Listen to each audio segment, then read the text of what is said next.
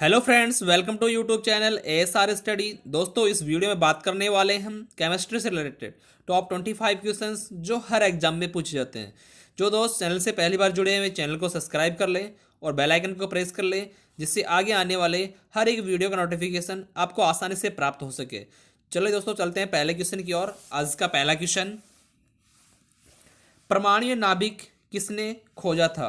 तो दोस्तों, इसके ऑप्शंस हैं Thomson, Rutherford, James Chadwick, John Dalton. तो दोस्तों, इसका राइट आंसर होगा ऑप्शन बी, रदरफोर्ड। दोस्तों, इसका राइट आंसर होगा ऑप्शन बी, रदरफोर्ड। नेक्स्ट, अगला क्वेश्चन चलते हैं दोस्तों। अगला क्वेश्चन है, एक भारतीय वैज्ञानिक जिसका नाम एक विशिष्ट मूल कण के साथ जुड़ा है। एक भारतीय वैज्ञानिक जिसका नाम एक विशिष्ट मूल कण के साथ जुड़ा है। तो दोस्तों, इसके ऑप्शंस हैं बॉस, रमन, शाह या फिर चंद्रशेखर। तो दोस्तों, इसका राइट आंसर होगा ऑप्शन ए, बॉस। नेक्स्ट, अगला क्वेश्चन चलते हैं दोस्तों। अगला क्वेश्चन है, निम्नलिखित में से किस परमाणु के नाभिक में न्यूट्रॉन नहीं होता है? न्यूट्रॉन नहीं होता है। तो दोस्तों, इसके ऑप्शंस हैं हीलियम, ट्राइटियम, हाइड्रोजन या फिर लिथियम। तो दोस्तों, इसका राइट आंसर होगा ऑप्शन सी, हाइड्रोजन। नेक्स्ट, अगला क्वेश्चन चलते हैं दोस्तों।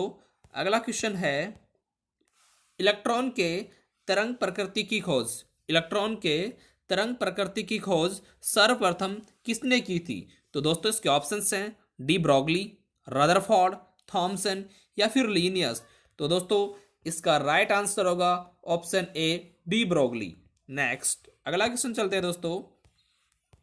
अगला क्वेश्चन है दोस्तों, तत्व के सबसे छोटे भाग को क्या कहा जाता है? तत्व के सबसे छोटे भाग को क्या कहा जाता है? तो दोस्तों, इसके ऑप्शंस हैं परमाणु, ऋणायन, दहनायन, अणु। तो दोस्तों, इसका राइट आंसर होगा ऑप्शन ए, परमाणु कहा जाता है। तत्व के सबसे छोटे भाग को क्या कहा जाता है? परमाणु कहा जाता है। नेक्स्ट, अगला क्वेश्चन देखते हैं दोस्तों।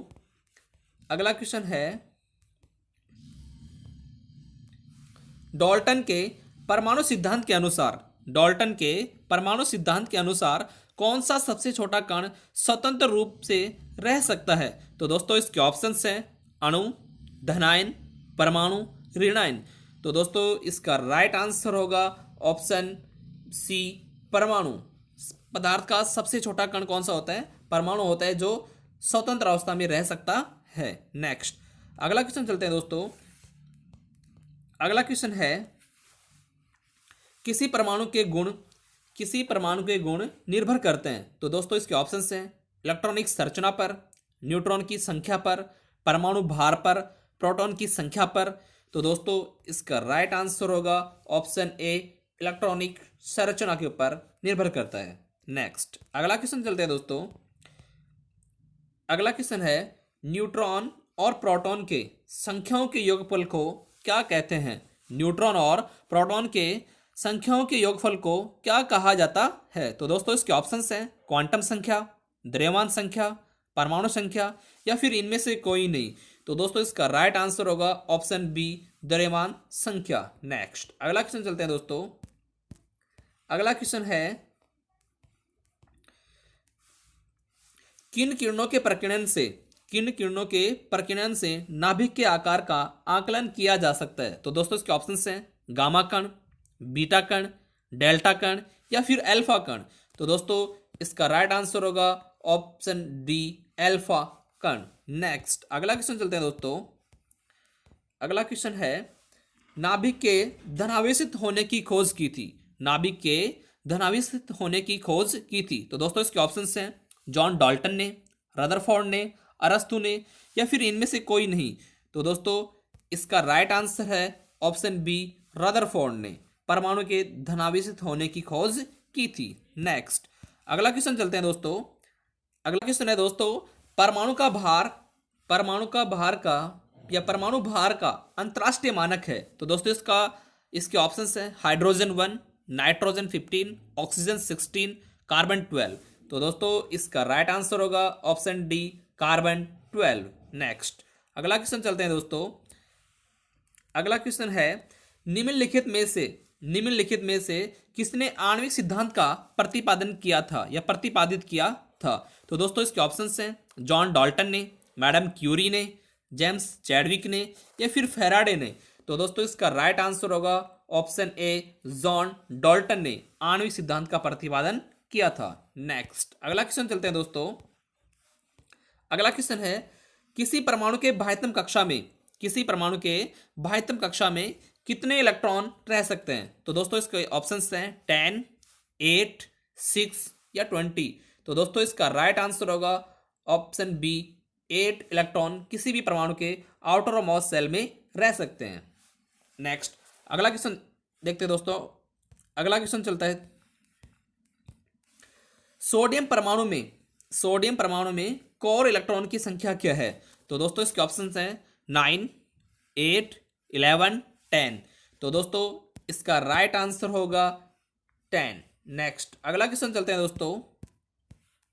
अगला क्वेश्चन है परमाणु का द्रव्यमान किन मौलिक कणों पर निर्भर करता है? परमाणु का द्रव्यमान किन मौलिक कणों पर निर्भर करता है? तो दोस्तों इसके ऑप्शंस हैं इलेक्ट्रॉन व प्रोटॉन, इलेक्ट्रॉन व न्यूट्रॉन, न्यूट्रॉन व प्रोटॉन, प्रोटॉन व इलेक्ट्रॉन व न्यूट्रॉन। तो दोस्तों इसका राइट आंसर होगा ऑप्शन बी, न्यूट्रॉन व प्रोटॉन। नेक्स्ट अगला क्वेश्चन चलते हैं दोस्तों।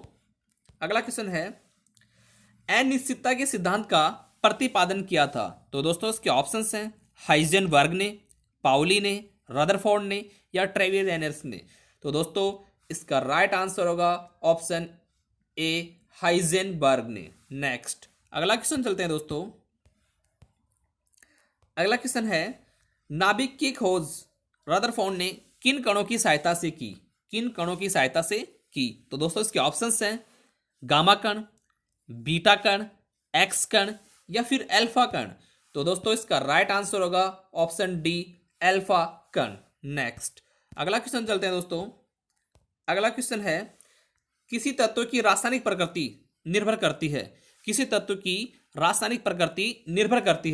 ऊपर निर्भर करती है? दोस्तों इसके ऑप्शंस हैं इलेक्ट्रॉन पर, न्यूट्रॉन पर या फिर संयोजी इलेक्ट्रॉन पर या फिर प्रोटॉन पर।